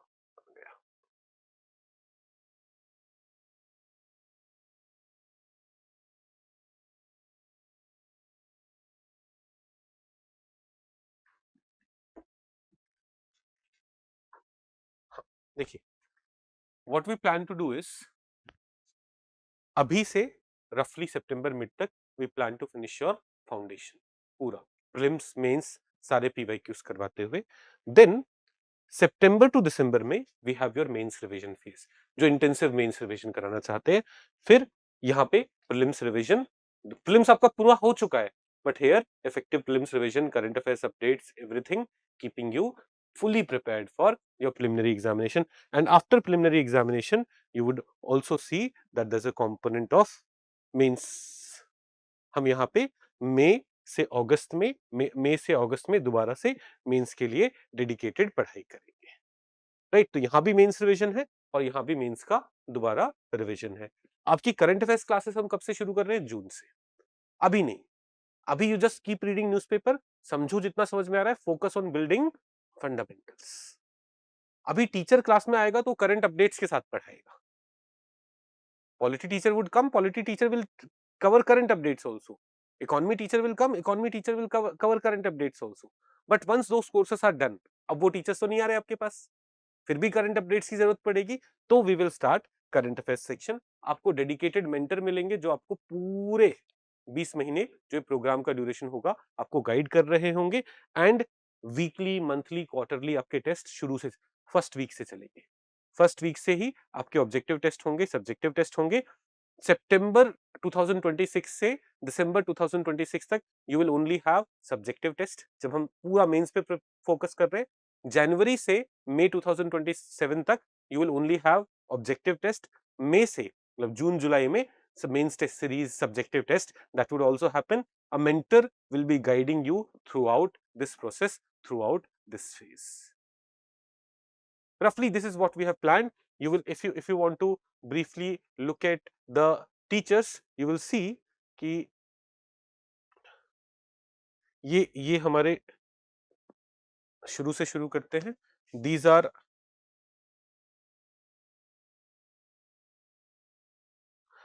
our teachers. Nikhil sir will be your ancient medieval and ये automated system इनका. हाँ, Nikhil sir will be your ancient medieval culture teacher. मैं आपको एक चीज एकदम फुल कॉन्फिडेंस के साथ बोल सकता हूँ, go and watch one video of Nikhil sir किसी भी टॉपिक पे, and the same video of any other teacher anywhere in the country, and you will understand कि सबसे बढ़िया हिस्ट्री टीचर कौन है. निखिल सर ही है. मैं सबसे कंपैरिजन करने को बोल रहा हूँ, बाकी इंस्टीट्यूट में जाओगे वो आपको नहीं बोलेंगे. I am telling you, if you have any doubts about the quality of teacher, watch his videos and then watch video of any other teacher of the same subject. You will see a drastic difference. या किसी और teacher का video देखे उस subject का और फिर उसी टॉपिक पे निखिल सर का वीडियो देखिए. He is the best teacher out. Then Babu sir. Babu sir ने यूपीएससी एग्जाम 4 बार क्रैक किया, यूपीएससी सिविल सर्विसेज एग्जामिनेशन 3 बार क्रैक किया. क्रैक करना मतलब प्रीलिम्स नहीं, मेंस नहीं, फाइनल सिलेक्शन. ये पिछले 15-20 साल से इंडस्ट्री से जुड़े हुए हैं. पिछले 2016-17 में इनका लास्ट सिलेक्शन हुआ था, उससे पहले भी पढ़ा रहे थे. उन्होंने सर्विसेज ज्वाइन नहीं करी है, वो फुल टाइम पढ़ा रहे हैं और ये आपको पॉलिटी गवर्नेंस वाला सेक्शन पढ़ाएंगे. पबैड के भी एक्सपर्ट है, दैट्स व्हाई पॉलिटी गवर्नेंस वाला सेक्शन ये पढ़ाते हैं. मेरा नाम संतोष कुमार है, मैं यहाँ का फाउंडर भी हूँ और आपका GS3 और current affairs will be my responsibility. Again अपने आप तारीफ नहीं कर सकता, तो you watch videos and do the comparison. ठीक है. SN Chakravarti sir will be our essay teacher. He is our most experienced teacher, a teacher with highest number of years of teaching. Plus, he is the only specialized essay teacher in the industry. बाकी सब जगह essay में क्या हो रहा है ना, sociology का टीचर आके essay पढ़ा दे रहा है, ज्योग्राफी का टीचर आके essay पढ़ा दे रहा है, PSIR का टीचर आके essay पढ़ा दे रहा है, GS का कोई भी रैंडम पर्सन आके essay पढ़ा दे रहा है. हमारे यहाँ this is a teacher who over the last 25-30 years has specialized in essay and he covers it, one of the best essay cover. But this sir will come to you in the later phase once your content is developed. History, geography, polity, economy के basic content जब develop हो जाते हैं, then sir will come to you for essay classes. Essay classes are also part of your GS Foundation program only. Then if I take you to Vishal sir modern India पढ़ाएंगे. विशाल sir और Nikhil sir, मैंने बोला Nikhil sir सबसे बढ़िया teacher है. Vishal sir is an equally good teacher, but Vishal sir is very very exam centric. वो आपको एक ही लाइन बताएंगे अगर एग्जाम में एक लाइन की जरूरत है. निखिल सर भी एक लाइन बताएंगे, बट वो ना उसके वो आपको फिर पूरी स्टोरी भी बताएंगे, आपको कॉन्टेक्स्ट मिलेगा, आपको वाह ऐसा हुआ था. विशाल सर बताएंगे भाई यही लाइन है, इतना ही आना है एग्जाम में, इधर उधर की बातें नहीं करनी है. एंड दैट्स व्हाई थोड़ा डिफरेंस आता है दोनों में, but both of them are equally good. तो he will be covering modern India for you. फिर Himanshi ma'am is your CSAT teacher. आप मैम की वीडियोस देखना, आपको लगेगा कि कोई दोस्त आपको बैठ के वो एप्टीट्यूड वाले क्वेश्चंस करा रहा है. एथिक्स एंड गवर्नेंस वाला पार्ट बाबू सर ले रहे थे. एथिक्स का philosophical part Sahil Saini sir will also be taking your society and social justice topics.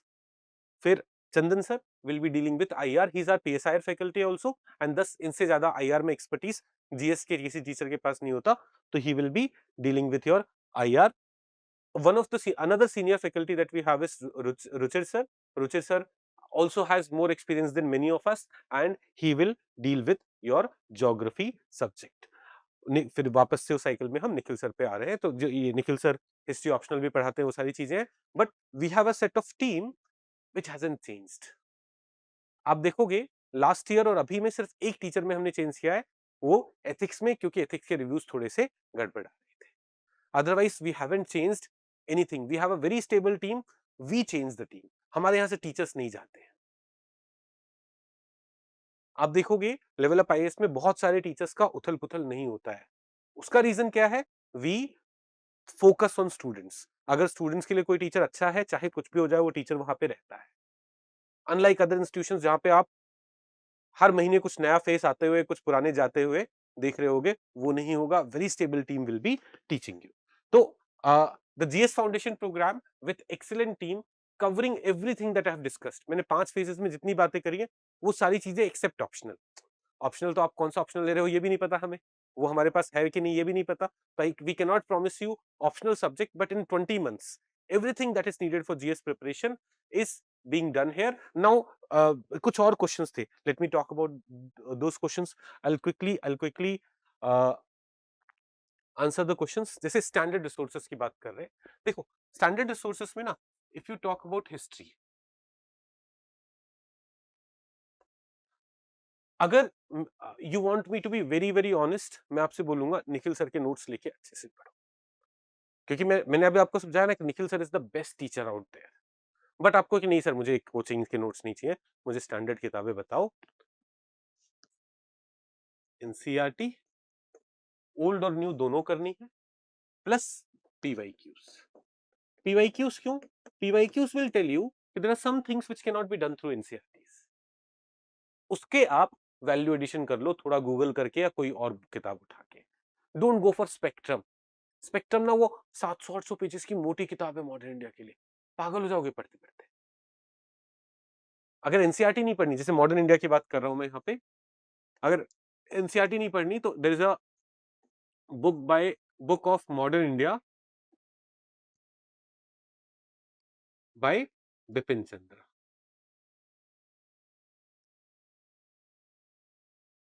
This with PYQs. वो किताब आपका स्टैंडर्ड सोर्स हो सकता है, and PYQs can be what, PYQs can be a indication of कि आपको और क्या पढ़ना है, बियॉन्ड दैट किताब और क्या पढ़ना है, और बस उतना ही पढ़ेंगे। एक किताब 100 बार पढ़ेंगे, एंड विथ पीवाईक्यू कुछ एक्स्ट्रा चीजें हैं, we will keep adding it there, right. Geography में again NCERT, PYQs plus current updates. Polity में Laxmikanth is an standard source, उसके साथ current affairs PYQs would be crucial. ये ऑब्जेक्टिव की बात करते हैं पहले, है ना। सोसाइटी सोशल जस्टिस के लिए कोई अच्छा सोर्स नहीं है, हमारे यहाँ साहिल सर पढ़ाते हैं, उनके नोट्स लेके पढ़ लीजिएगा, that will be good enough. IR में चंदन सर के नोट्स लेके ही पढ़िए, बाकी करंट अफेयर्स में हम उसे अपडेट करते रहेंगे।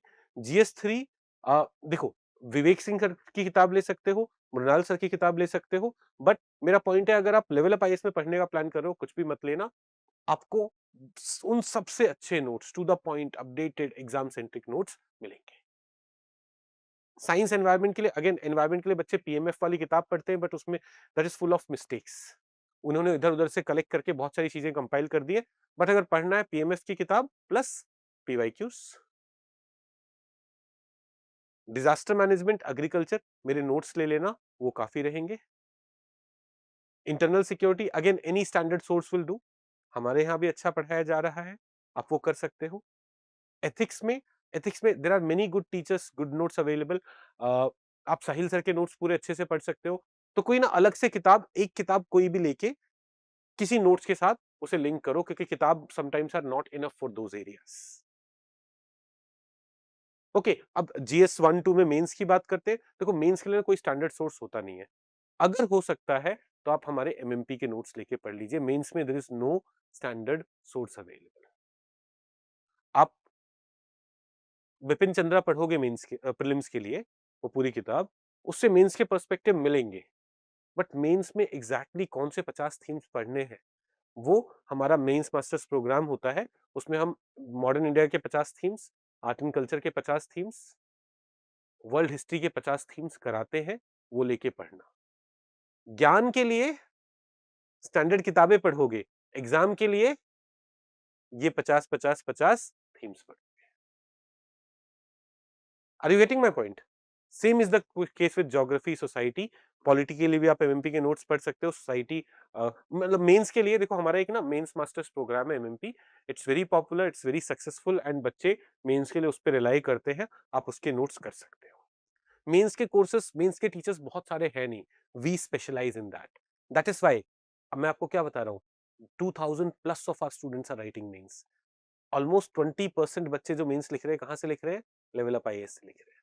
बट जब बच्चा पहली बार ओआरएन में आता है ना, उसे लेवल अप आईएएस के बारे में पता नहीं होता, क्योंकि वो एडवर्टाइजमेंट्स देख के आता है। हमारे यहाँ हर बच्चा वर्ड ऑफ माउथ से आता है। ज्यादातर बच्चा, जैसे आपको किसी ने रिकमेंड किया होगा कि लेवल अप आईएएस चले जाओ, तो वो ना 1 साल 1.5 साल यहाँ पे बर्बाद करेगा, फिर रियलाइज करेगा प्रिपरेशन कहाँ पे होगी, लेवल अप में होगी, तो वो इनएविटेबली यहाँ आएंगे, and that is why we have so many students writing mains, so many genuine students which are going. इस साल हमारे 200 प्लस सिलेक्शंस पक्का होंगे। क्यों पक्का होंगे? 2000 students are writing mains, 10% selections होते हैं। सिंपल सी बात है। मैं इंटरव्यू वाले नंबर्स की बात नहीं कर रहा जिसे देख के बकवास करी जाती है, फेक करा जाता है रिजल्ट्स को।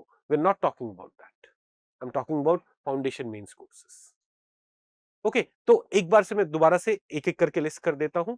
History, NCERT plus PYQ, PYQ से जो वैल्यूएशन है करना है करो।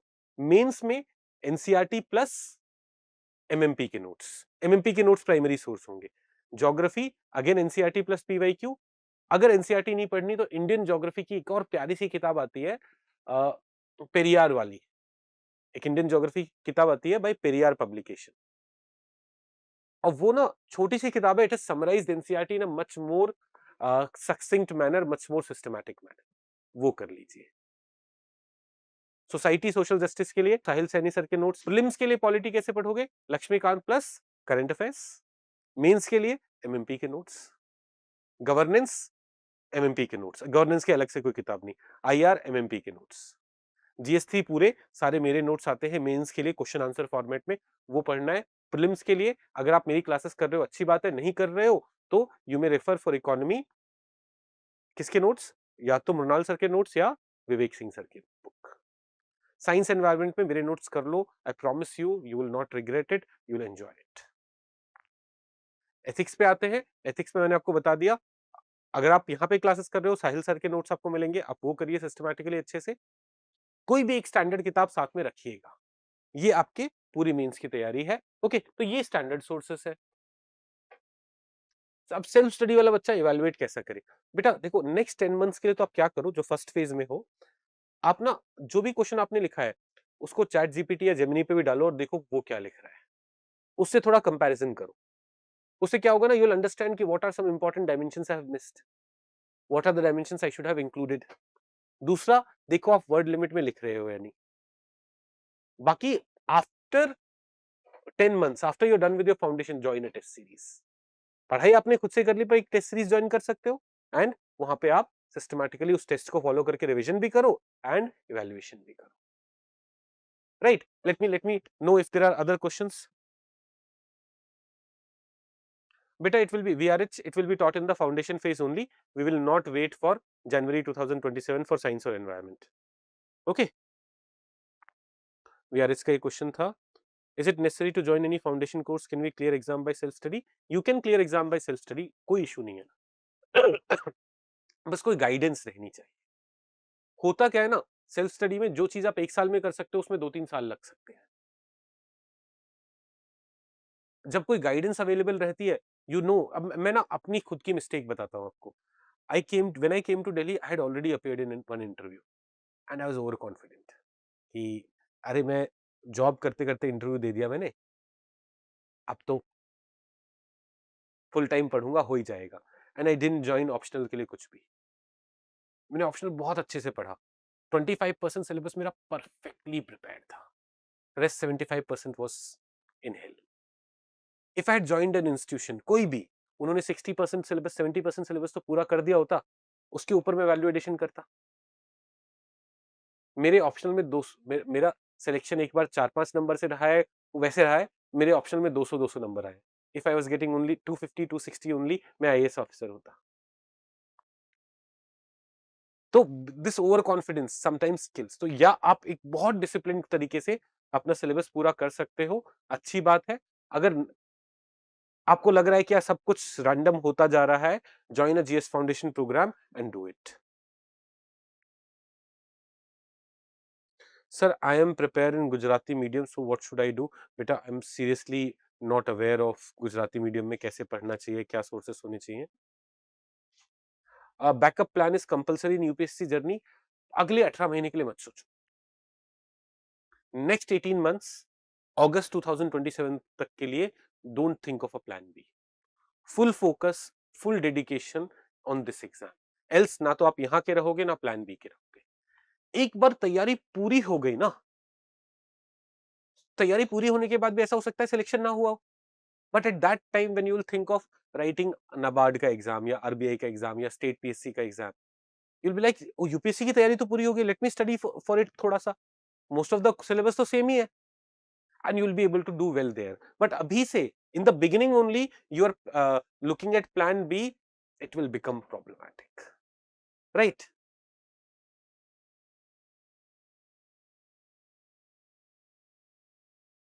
सर मुझे मेंस में मेंटर कैसे हेल्प करेगा? बेटा बहुत तरीकों से। देखो जैसे हमारे यहाँ हम मेंटरशिप प्रोग्राम में क्या करते हैं, बच्चों को ना हर हर रोज का टारगेट देते हैं।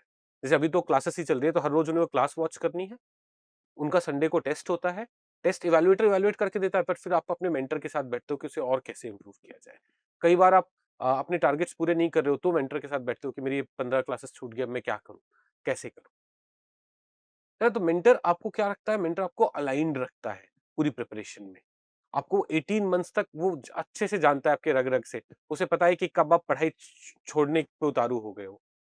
कई बार in the absence of mentor we end up picking some new book and 1 month बाद रियलाइज करते हैं it was a bad decision. A mentor who has experience will tell बेटा ये मत कर, ये 2 पेजेस और पढ़ ले कहीं और से, पूरी किताब नहीं पढ़नी है। वो आपका 1 महीना बचा सकता है, शायद पूरा अटेम्प्ट बचा सकता है। तो ऐसे बहुत सारे एडवांटेजेस होते हैं मेंटर के।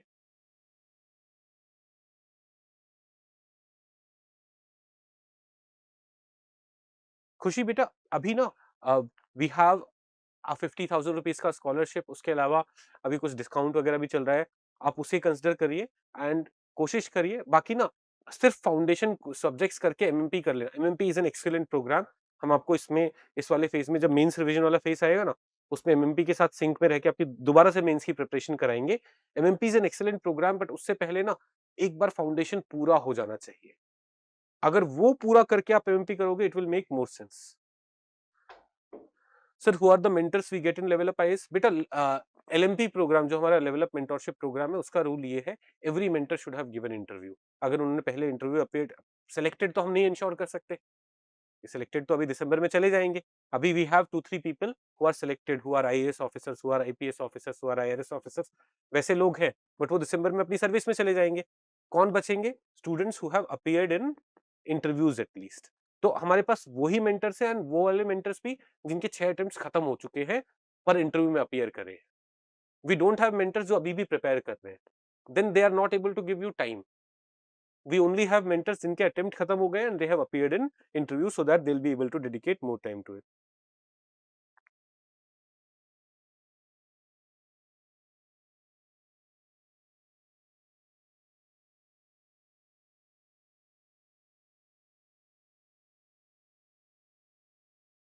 हाँ, तो ये is it necessary to join any foundation course? मैंने आपको बताया कि ज़रूरी नहीं है। बहुत सारे बच्चे सेल्फ स्टडी से भी प्रिपेयर करते हैं, बट उसमें ना आपका समय ज़्यादा लग सकता है।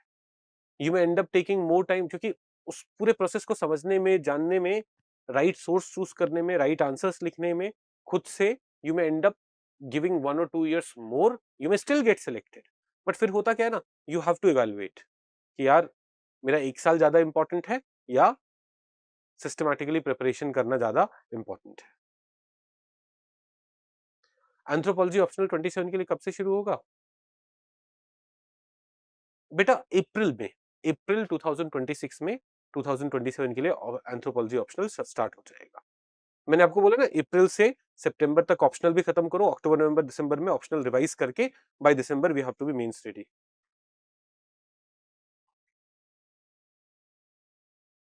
चिराग बेटा ये एक्सपेरिमेंट मैं सजेस्ट नहीं करता हूँ, बट आप एक बार ट्राई करके देख लीजिए if this would work. Chirag is saying कि मैं आपके सोशियोलॉजी के नोट्स को एआई से गुजराती में ट्रांसलेट करके फिर पढ़ लूंगा। I don't know how effective that would be. मतलब मैं आपको ये रिकमेंड या डिस रिकमेंड नहीं कर सकता, क्योंकि I do not know how useful it will be. I do not know जो गुजराती में मटेरियल अवेलेबल है वो कैसा है ना? तो ये आप खुद से एक बार ट्राई करिए। I am not the right person to guide you here. Module courses for Nikhil sir? हाँ, मॉड्यूल कोर्सेज निखिल सर वाले अवेलेबल हैं। You can take Nikhil sir का आर्ट एंड कल्चर का मॉड्यूल, वो वाला कोर्स भी अवेलेबल है।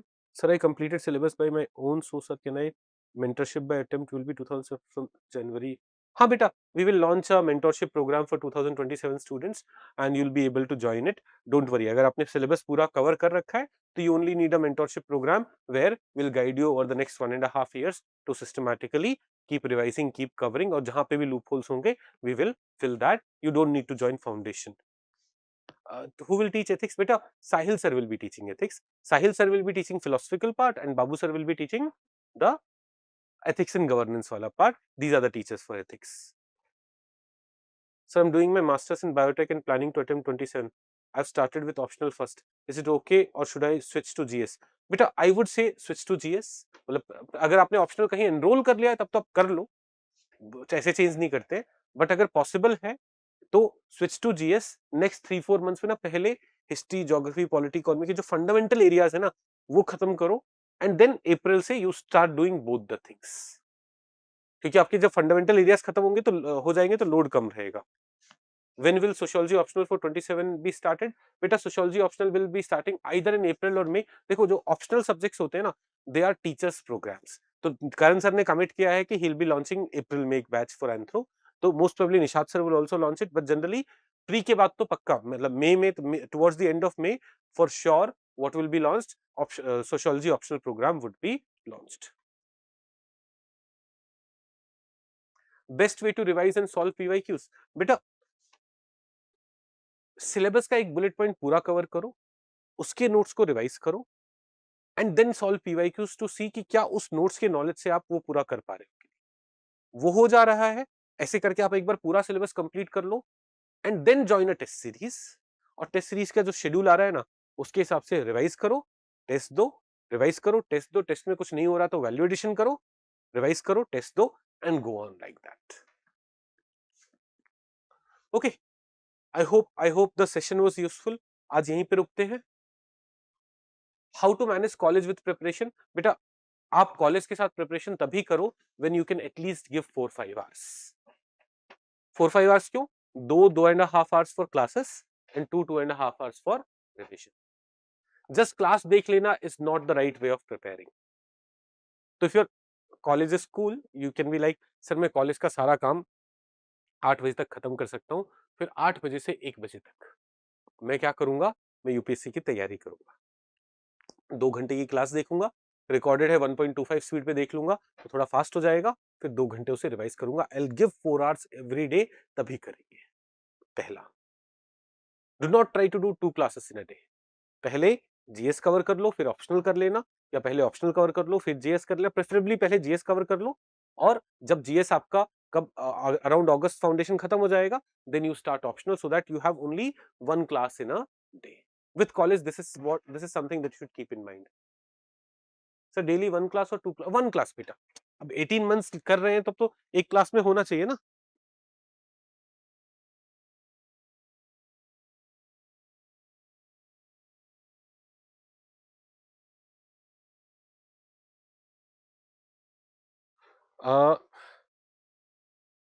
Sir I am currently doing 4 year graduation program and I am in third year right now, can I attempt 2027? बेटा आप अभी थर्ड ईयर में हो, 2027 में यू विल बी ग्रेजुएटिंग, है ना।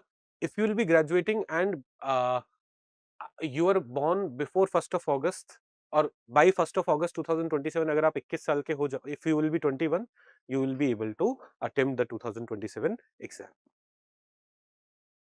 Sir 10th to 12th NCERT use is sufficient और 6th to 9th भी? बेटा 6th to 9th पढ़ना for creating the base, exam के लिए 10th to 12th वाला काफी रहता है, but for creating the base start from scratch, start from 6 to 9। Sir, after foundation lectures, are we supposed to read handout only or also books? Beta, it depends. जैसे for the subjects that I'll teach, you won't need to refer any book. For the subject Nikhil sir will teach, you will not need to refer any book. But Laxmikanth इतना standard source है ना कि no matter which notes you have, आपको लक्ष्मीकांत एक बार refer करनी चाहिए। तो Laxmikanth I would ask you to refer, geography NCERT I would ask you to refer, for other subjects you won't need to. When GS foundation will be completed? Beta foundation will be completed in 10 months, उसके बाद we'll do mains revision, उसके बाद we'll do prelims revision। तो आपका course पूरा mains तक चलता रहेगा ताकि we are guiding you throughout the path, but foundation course will be completed in the first 10 months।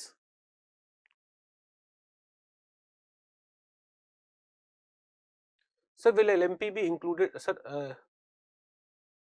Sir level up IAS के टेस्ट के लिए सिलेबस क्या है? टेस्ट का सिलेबस का मतलब स्कॉलरशिप टेस्ट का बेटा कुछ नहीं है। आप स्कॉलरशिप टेस्ट में जाके जितना भी आपने आज तक जीवन में सीखा है ना, वहां पे अटेम्प्ट करो। हमें और ज्यादातर बच्चों को 50,000 का स्कॉलरशिप मिल रहा है। हम सिर्फ उन बच्चों को नहीं दे रहे हैं जो हमें सीरियस एस्पिरेंट लगते नहीं, जिन्होंने आके सब में D D D D mark कर दिया है। यार तुम टेस्ट को ही सीरियसली ले रहे हैं, पर अगर आप हमें थोड़ा भी सीरियस बच्चा लगता है ना कि हाँ एफर्ट्स पुट करके वो कर रहा है, हम उसे वो स्कॉलरशिप दे रहे हैं। ठीक है, do not worry about it, you attempt it. तो उसका कोई सिलेबस नहीं है, उसका बस आपने जो भी आज तक सीखा हुआ है उससे आपका एप्टीट्यूड इवैल्यूएट कर रहे हैं, and there is 95% chance that you will get that scholarship. Okay sir, will LMP be included in foundation और नॉट? बेटा you do not need LMP ना। एलएमपी में हम डेली टारगेट्स देते हैं उन बच्चों को। क्या आपको अलग से डेली टारगेट चाहिए? आपकी तो क्लासेस चल रही होंगी ना।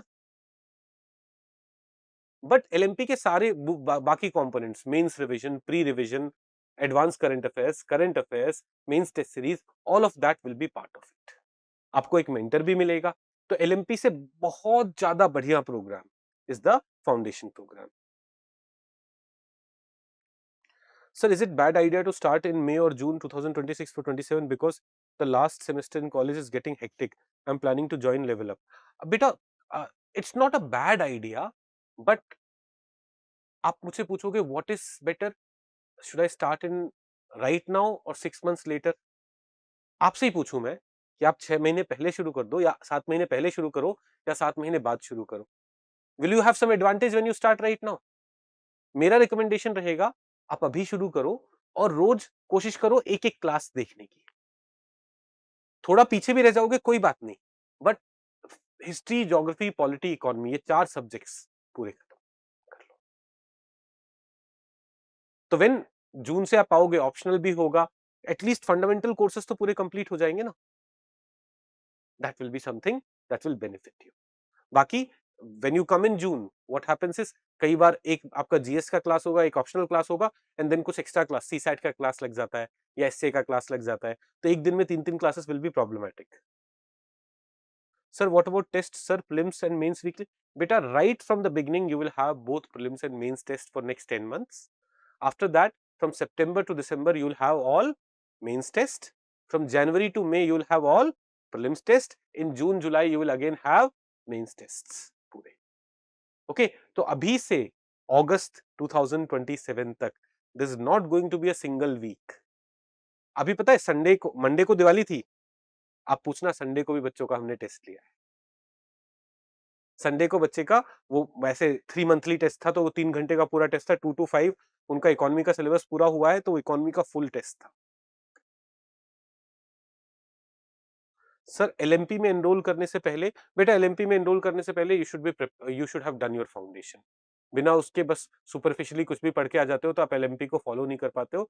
Level up mentorship program is for students जिन्होंने फाउंडेशन कहीं से कर लिया है और फिर भी वो सिलेक्ट नहीं हो पा रहे, तो हम उन्हें गाइड करते हैं, है ना। तो एलएमपी में इतना अगर आपके लिए थोड़ा डिफिकल्ट हो रहा है, हमारे पुराने वीडियोस वगैरह टेलीग्राम पे अवेलेबल होंगे या दूसरे इंस्टीट्यूशन किसी का भी एक लो, फाउंडेशन पूरा कंप्लीट कर लो अच्छे से पढ़ के, तभी एलएमपी ज्वाइन करना, वरना आप परेशान हो जाओगे। What is the process to get a scholarship?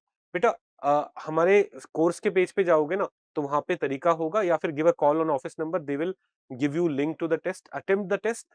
अगर आप सीरियसली टेस्ट को लोगे, I am not saying you doing very well, अगर आप क्या करोगे, टेस्ट को सीरियसली लोगे, हमें लगेगा कि बच्चा सच में पढ़ना चाहता है, यू विल गेट स्कॉलरशिप। हमने अभी तक सिर्फ 3-4 बच्चों को रिजेक्ट किया है। एक बच्चे ने क्या किया था, उसने सब में ए मार्क कर दिया था। दूसरे ने क्या किया था, पहले 10 में ए, फिर दूसरे में बी, फिर तीसरे में सी। तो उन्होंने ना टेस्ट को सीरियसली नहीं लिया। हमने कहा चल भाग यहाँ से। उनमें से एक बच्चे ने फुल फी दे के एडमिशन लिया। जस्ट उसने सीरियसली लिया होता टेस्ट को, उसको 50,000 का स्कॉलरशिप मिल जाता, है ना। तो just seriously low and it will be possible. Sir online attempt कर सकते हैं? हाँ हाँ, ऑनलाइन भी कर सकते हो बेटा, ऑनलाइन अटेम्प्ट कर सकते हो। देखो मैं ये फिर से बोल रहा हूँ ना, it's not your marks, what is important, your intent. If your intent is good, we are providing you that scholarship. Okay, आप स्कॉलरशिप टेस्ट दे पाओगे। our team will reach out to you, they will give you the link, or you can yourself give a call on the office number and they'll call you back for this test. Okay, तो I hope the session was useful, you understood. First attempt में clear करने का target लेंगे, systematically चलेंगे rather than सब कुछ घुमा फिरा के रायता फैला के रखने का, और हर एक चीज मल्टीपल टाइम्स रिवाइज कर करके टारगेट यही रखेंगे कि फर्स्ट अटेम्प्ट। जून में जो बच्चा शुरू करता है उसके लिए भी टारगेट यही होता है, पर उसके ऊपर लोड इतना ज्यादा हो जाता है कि वो स्ट्रगल करता रहेगा। अब सोचो वो जून वाला बच्चा अगर 7 महीने पहले शुरू कर रहा होता, would that have been better? वो बच्चा 3 महीने पहले शुरू करे, दैट इज बेटर। जितना जल्दी शुरू कर दोगे उतना अच्छा रहेगा, उतना स्ट्रॉन्ग बेस बनेगा। ठीक है, तो I hope this was useful. अब 7 दिन बाद I am going to take another session, but that will be for college going students and working students. जो वर्किंग बच्चे हैं, जो कॉलेज गोइंग बच्चे हैं, जो 2 साल अगले कॉलेज में ही रहने वाले या जॉब करने वाले हैं, उनके लिए अगर दिन में 4-5 घंटे ये पढ़ने के लिए तो क्या प्लान होना चाहिए, we will talk about that. Sir start classes from November 1st? नहीं बेटा, अब जो प्लान करा हुआ है, जो बोला हुआ है, students have already taken admission, वो उस टाइम आने का प्लान कर रहे हैं, ऐसे नहीं मॉडिफाई कर सकते ना। More over we have also looked at the schedule of the teacher. जैसे पॉलिटी से अगर हम शुरू करते हैं तो Babu sir should be available, वो सारी चीजें रहेंगी। Sir why is Bipin Chandra better than spectrum? Because Bipin Chandra is a history book, spectrum is just copy paste of lots of things. It has led to a lot of confusion. Bipin Chandra, when you will read, you will enjoy. And जो कमियां है factually उसमें, वो आप PYQ से complete कर लोगे। Bipin spectrum, शुरू में when Spectrum had come initially way back in 2014, it was a very thin small handbook, people could keep it in the pocket. Now it has become a, वो इधर उधर से कॉपी पेस्ट कर करके उससे इतनी मोटी किताब बना दी है, इट हैज बिकम यूजलेस। चलिए ठीक है गाइस, तो I am ending this session. I hope you got clarity on what you will be doing, and let's hope I hope to see you all in classes in coming days. Thank you very much. ठीक है, I end this session. Thank you very much.